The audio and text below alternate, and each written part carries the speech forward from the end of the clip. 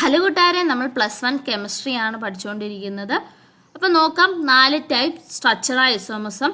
1 position isomerism, 2 chain isomerism, 3 functional group isomerism, 4 metamerism. Chain isomerism എന്ന് പറയുന്നത് അവരുടെ സ്ട്രക്ചറിന് വ്യത്യാസം വരുവാണെങ്കിൽ മോളിക്കുലർ ഫോർമുല സെയിം ആയിരിക്കും. മോളിക്കുലർ ഫോർമുല എന്ന് പറഞ്ഞാൽ എത്ര കാർബൺ ആറ്റം ഉണ്ടോ, എത്ര ഹൈഡ്രജൻ ആറ്റം ഉണ്ടോ, ഇനി ഓക്സിജൻ ആറ്റം ഉണ്ടോ, അതും കൂടെ ചേർത്ത് എഴുതുന്നതാണ് നമ്മൾ മോളിക്കുലർ ഫോർമുല എന്ന് പറയുന്നത്. ഈ ചെയിൻ ഐസോമസിനകത്ത് നമ്മൾ അവരുടെ സ്ട്രക്ചറിന് വ്യത്യാസം വരുവാണ്. സ്ട്രേറ്റ് ചെയിനും അല്ലെങ്കിൽ ബ്രാഞ്ചഡുമാണ് സെയിം മോളിക്കുലർ ഫോർമുല ആണെങ്കിൽ അവരെയാണ് നമ്മൾ ചെയിൻ ഐസോമേഴ്സ് എന്ന് വിളിക്കുന്നത്. Isomers differ in carbon chain or skeleton are called chain isomers and the phenomenon is called chain isomerism. ഇവിടെ പെൻറ്റൈൻ്റെ സ്ട്രേറ്റ് ചെയിനും നമ്മൾ വരച്ചിട്ടുണ്ട്, അതുപോലെ തന്നെ ബ്രാഞ്ചഡ് ആയിട്ടുള്ളതും വരച്ചിട്ടുണ്ട്. ഇവിടെ കാർബൺ ആറ്റങ്ങൾ സെയിം ആണ്, രണ്ടിലും ഹൈഡ്രജൻ ആറ്റങ്ങളുടെ എണ്ണവും സെയിം ആണ്. ഈ പൊസിഷൻ ഐസോമേഴ്സ് എന്ന് പറയുന്നത് നമ്മൾ ആഡ് ചെയ്യുന്ന സബ്സ്റ്റിറ്റ്യൂണ്ട് ഫങ്ഷണൽ ഗ്രൂപ്പ് ഏതായിരുന്നാലും അവരുടെ പൊസിഷൻ ഡിഫറെൻ്റ് ആയിട്ട് വരുവാണെങ്കിൽ അവരെയാണ് നമ്മൾ പൊസിഷൻ ഐസോമസം അല്ലെങ്കിൽ പൊസിഷൻ ഐസോമസ് എന്ന് വിളിക്കുന്നത്. ഇവിടെ നോക്കൂ, രണ്ടാമത്തെ പൊസിഷനിലാണ് OH ഗ്രൂപ്പ് വന്നിരിക്കുന്നത്, ഇവിടെ ഒന്നാമത്തെ പൊസിഷനിലാണ് OH ഗ്രൂപ്പ് വന്നിരിക്കുന്നത്.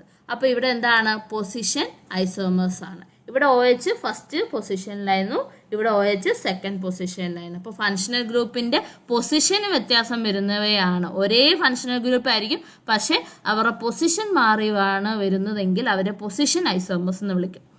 ഫങ്ഷണൽ ഗ്രൂപ്പ് ഐസോമസ് എന്ന് പറയുന്നത് ഫങ്ഷണൽ ഗ്രൂപ്പിന് വ്യത്യാസം വരുന്ന ഐസോമസിനെയാണ് നമ്മൾ ഫങ്ഷണൽ ഗ്രൂപ്പ് ഐസോമസ് എന്ന് പറയുന്നത്. പക്ഷെ അവിടെ മോളിക്കുലർ ഫോർമുല സെയിം ആയിരിക്കും. C2H6OA 2 കാർബണും 6 ഹൈഡ്രജനും 1 ഓക്സിജനും അല്ലേ.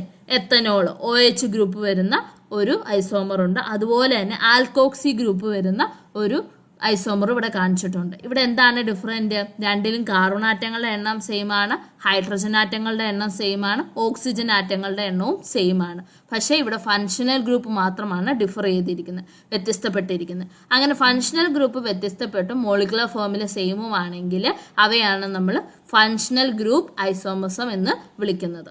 ഇനി മെറ്റാമർസം എന്ന് പറയുന്നത് കൂടുതലും ഈതേഴ്സ് കാണിക്കുന്നത്. ഈതേഴ്സ് എന്ന് പറഞ്ഞാൽ ആൽക്കോക്സി ഗ്രൂപ്പ്, ഈതേഴ്സ് കാണിക്കുന്നതാണ് കൂടുതലും മെറ്റാമർസം.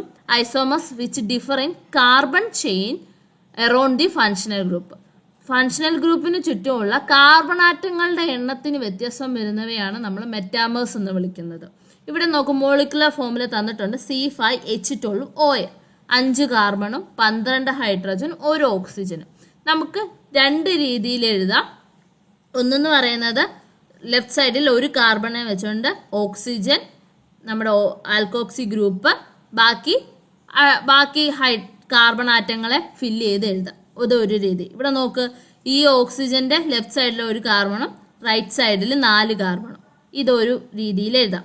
അതുപോലെ തന്നെ ലെഫ്റ്റ് സൈഡിൽ 2 കാർബൺ ആറ്റങ്ങളും റൈറ്റ് സൈഡിൽ 3 കാർബൺ ആറ്റങ്ങളും വെച്ച് നമുക്ക് എഴുതാം. ഇങ്ങനെ 2 രീതിയിൽ ഇവയെ കാണിക്കാൻ സാധിക്കും. അപ്പം ഇങ്ങനെ കാർബൺ ആറ്റങ്ങളുടെ എണ്ണം ഒരു ഫങ്ഷണൽ ഗ്രൂപ്പിന് ചുറ്റും ഡിഫറായിട്ട് ഇരിക്കുന്നതാണ് നമ്മൾ മെറ്റാമേഴ്സ് എന്ന് വിളിക്കുന്നത്. ഈ ഫിനോമിനയാണ് നമ്മൾ മെറ്റാമേഴ്സ് എന്ന് വിളിക്കുന്നത്. അപ്പോൾ isomers which differ in the carbon chain around the functional group are called മെറ്റാമേഴ്സ്.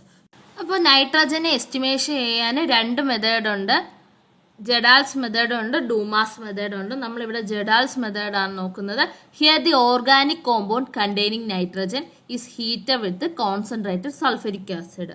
Nitrogen അടങ്ങിയ ഓർഗാനിക് കോമ്പൗണ്ടിനെ നമ്മൾ കോൺസെൻട്രേറ്റഡ് സൾഫ്യൂരിക് ആസിഡ് വെച്ച് ഹീറ്റ് ചെയ്യുന്നു. Nitrogen in the compound gets converted to ammonium sulphate. കോമ്പൗണ്ടിലുള്ള നൈട്രജന് അമോണിയം സൾഫേറ്റായി മാറുന്നു. The resulting acid mixture is then heated with excess of sodium hydroxide. അവിടെ ഉണ്ടാകുന്ന ആസിഡ് മിശ്രിതം നമ്മൾ പിന്നെയും എക്സസ് ആയിട്ട് സോഡിയം ഹൈഡ്രോക്സൈഡ് NaOH വെച്ച് ചൂടാക്കുന്നു. The liberated ammonium gas is absorbed in excess of standard solution of sulphuric acid. അവിടെ liberate ചെയ്യപ്പെട്ട അമോണിയം ഗ്യാസ് നമ്മൾ standard solution of sulphuric acid വെച്ച് അബ്സോർബ് ചെയ്യപ്പെടുന്നു. The amount of ammonia produced is, എത്രമാത്രം ammonia produce ചെയ്യപ്പെട്ടു എന്ന് നമ്മൾ determine ചെയ്യുന്നത് by estimating the amount of sulphuric acid consumed in the reaction. റിയാക്ഷനിൽ എത്രമാത്രം സൾഫ്യൂരിക് ആസിഡ് കൺസ്യൂം ചെയ്യപ്പെട്ടു എന്നതിൻ്റെ എമൗണ്ട് വെച്ചാണ് നമ്മൾ എത്രമാത്രം അമോണിയ പ്രൊഡ്യൂസ് ചെയ്തു എന്ന് കണക്കാക്കുന്നത്. It is done by estimating unreacted sulphuric acid left after the absorption of ammonia by titrating it with standard alkali solution. React ചെയ്യപ്പെടാത്ത സൾഫ്യൂരിക് ആസിഡ് നമ്മൾ സ്റ്റാൻഡേർഡ് ആൽക്കലി സൊല്യൂഷന് നേരെ വെച്ച് ടൈട്രേറ്റ് ചെയ്യുമ്പോഴാണ് നമുക്കത് അറിയാൻ സാധിക്കുന്നത്. ജഡാൽസ് method.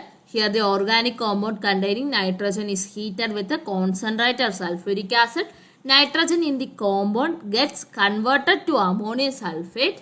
The resulting acid mixture is then heated with the excess of sodium hydroxide. The liberated ammonia gas is absorbed in an excess of standard solution of sulfuric acid. The amount of ammonia produced is determined by estimating the amount of sulfuric acid consumed in the reaction.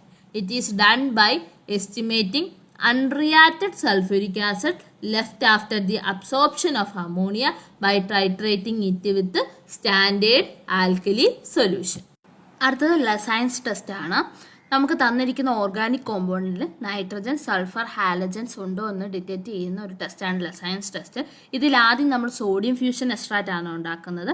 തന്നിരിക്കുന്ന organic കോമ്പൗണ്ടിൽ ഒരു fusion ട്യൂബിൽ എടുക്കുന്നു, metallic sodium ഇട്ട് അതിനെ ഒരുക്കുന്നു, fuse ചെയ്യുന്നു. എന്നിട്ട് അത് നമ്മളൊരു ചൈന ഡിഷിൽ ഡിസ്റ്റിൽഡ് വാട്ടർ എടുത്തിട്ട് ഇത് അതിലേക്ക് പ്ലഞ്ച് ചെയ്യുന്നു. എന്നിട്ട് ഈ സൊല്യൂഷൻ നമ്മൾ നല്ല രീതിയിൽ ആ ചൈന ഡിഷിനുള്ള ആ സൊല്യൂഷന് നല്ലപോലെ ബോയിൽ ചെയ്യുന്നു, തിളപ്പിക്കുന്നു. എന്നിട്ട് അത് ഫിൽട്ടർ ചെയ്യുന്നു. ഈ ഫിൽട്രേറ്റിനെയാണ് നമ്മൾ സോഡിയം ഫ്യൂഷൻ എക്സ്ട്രാക്റ്റ് എന്ന് പറയുന്നത്.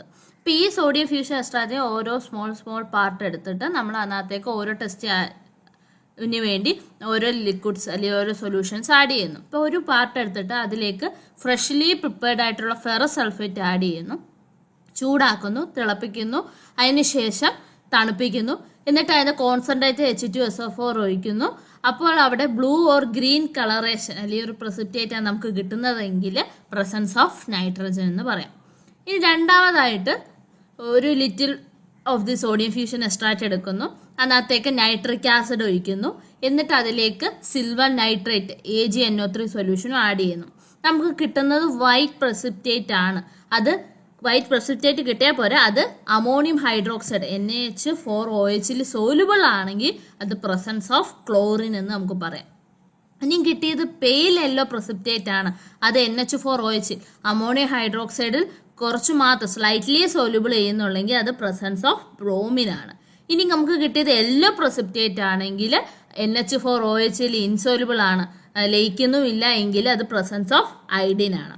അപ്പോൾ ഈ കേസിൽ 3 ഇത് വരാം ഒബ്സർവേഷൻസ് നമുക്ക് കാണാൻ സാധിക്കാം. ഒരു little of the sodium fusion extract എടുക്കുന്നു, അതിനെ നൈട്രിക് ആസിഡ് ഒഴിച്ച് അസിഡിഫൈ ചെയ്യുന്നു, അതിലേക്ക് സിൽവർ നൈട്രേറ്റ് സൊല്യൂഷൻ ഒഴിക്കുന്നു. എന്നിട്ട് നോക്കൂ, വൈറ്റ് പ്രസിപ്പിറ്റേറ്റാണ് കിട്ടുന്നത്.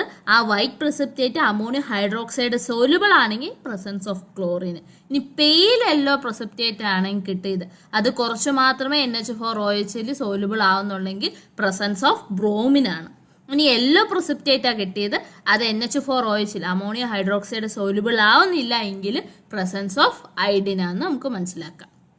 ഇനി വേറെ ഒരു കുറച്ച് പാർട്ട് സോഡിയം ഫ്യൂഷൻ എക്സ്ട്രാക്റ്റ് എടുക്കുക, അതിലേക്ക് സോഡിയം നൈട്രോപ്രിസ്യൂഡ് സൊല്യൂഷൻ ഒഴിക്കുക.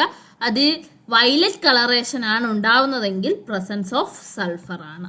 അപ്പോൾ ഫ്രഷ്ലി പ്രിപ്പയർഡ് ആയിട്ടുള്ള ഫെറസ് സൾഫേറ്റ് സോഡിയം ഫ്യൂഷൻ എക്സ്ട്രാക്റ്റിൽ ആഡ് ചെയ്ത് അതിലേക്ക് തന്നെ ചൂടാക്കി ബോയിൽ ചെയ്ത് കൂൾ ചെയ്ത ശേഷം acidified with concentrate H2SO4 blue or green coloration of precipitate ആണെങ്കിൽ presence of nitrogen. A little of the sodium fusion extract is acidified with nitric acid and then adds silver nitrate AgNO3 solution. White precipitate soluble in ammonium hydroxide, presence of chlorine. Pale yellow precipitate slightly soluble in NH4OH, presence of bromine. Yellow precipitate insoluble in NH4OH, presence of iodine. To a little of the sodium fusion extract, add sodium nitroprusside solution.